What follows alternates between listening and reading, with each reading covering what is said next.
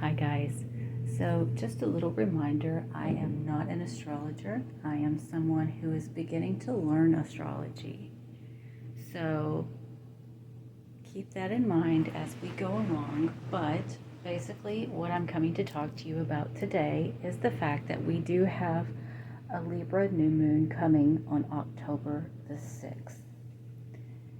This particular moon is a little unsettling. There are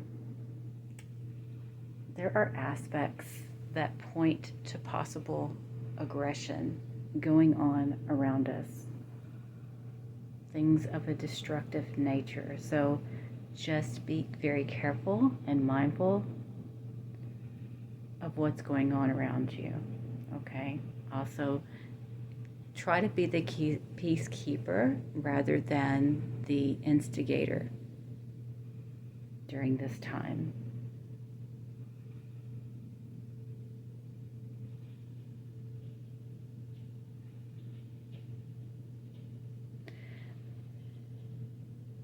It feels very karmic, very faded, very dark and deep and judgmental. It also feels very deep beneath the surface in the human psyche is the feeling that I get.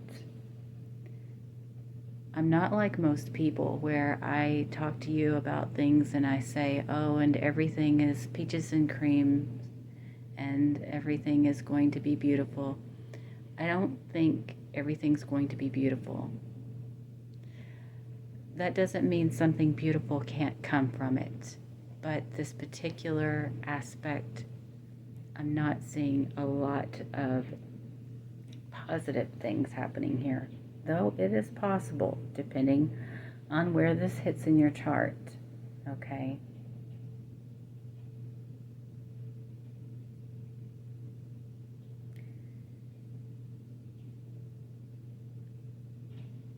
This Libra energy, as most of you know, Libra energy is all about the thoughts, the words, the search for balance, the search for justice. And as you might feel, those things are things that people can be very passionate about, things that they can dig deep into their subconscious.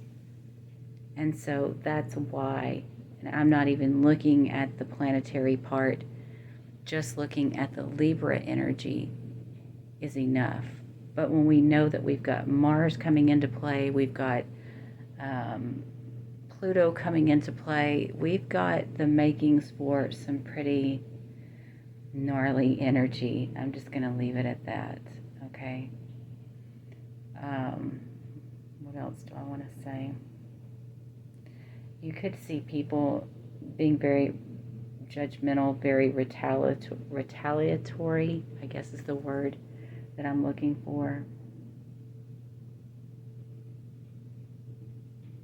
A lot of hidden things. It feels very investigative as well, but this investigative energy feels like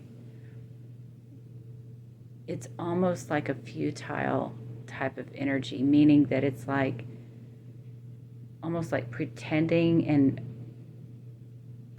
to investigate to find the truth, but not really doing it, meaning that there may be real investigation underway, but if they came close to getting the truth, they're not going to divulge it. They're going to try to sweep it under. That's what it feels like. And I'm just being honest with you. That's how I feel about it. And, you know, everybody is different. Maybe other people don't see it that way. And I hope that that's the case, that it won't be like what I think that it's going to be. But, you know, I do see a lot of aggression coming. So as I go on about this, I'm going to leave all these other aspects out. But do keep in mind that we do have these energies in play. Pluto is the planet of transformation. It can also be destruction. Mars is, it's the god of war. So, I'm just being realistic. But anyway, looking at the new moon, I'm going to go through and remember when I tell you this information, the explanations that I give, it's not an exhausted list of what these things could mean. It's giving you ideas of what this new moon could mean for you. Now, you should always look at the rising sign. That is the most relevant. The sun sign will be secondary, and the moon sign is more on an internal level, okay? So I'll kind of go through them pretty quickly, but basically what we're dealing with, most of it from what I can see, is about relationships and money, which, that's every day, but this is much deeper. This feels much more rooted and karmic. So, for Aries, this will be in your 7th house. The 7th house is the house of marriage. If you are not married, this could just be your relationship with other people. For Taurus, this moon will be aspecting your 6th house, which is health, daily duties, daily routine, and I think pets also fall in this category. For those of you with more astrological experience, feel free to jump in and chime in about that. For Gemini, this is going to be in your 5th house. So this is the house of creativity, children, and pleasure. So any and or all of these subjects may be aspected. For Cancer, it is the 4th house. This is home, roots, stability, ancestry. For Leo, it's the 3rd house, which is contracts, communication. This could even be siblings. For Virgo, this moon is in your 2nd house, which is self-worth. This also can be about the things you own,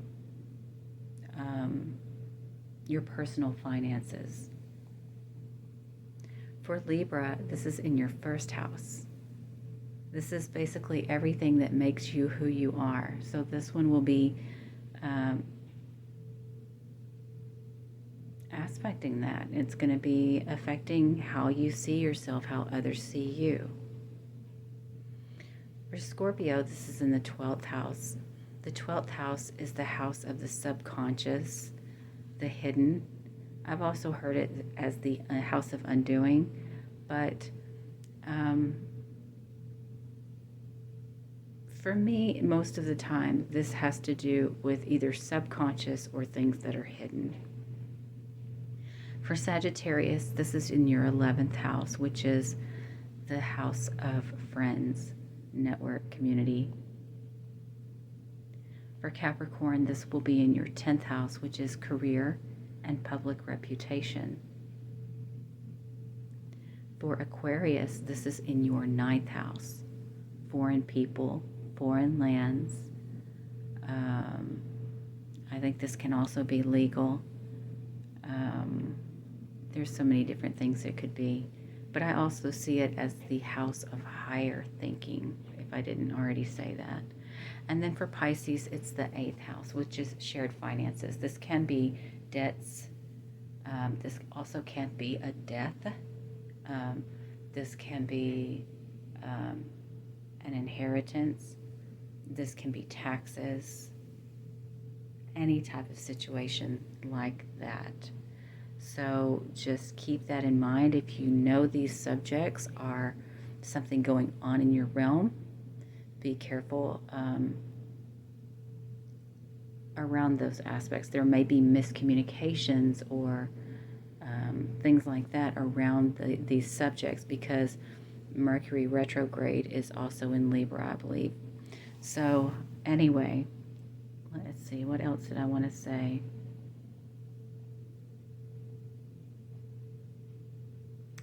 Yeah, I think that's all I'm going to say right now because, again, I'm not an astrologer. I'm just giving you an idea. So you will have this as a preface before we go into the readings of how these readings might be affecting you or talking about what's happening for you during this Libra new moon phase. So if you like this, please thumbs up, and I will see you again soon. Bye, guys.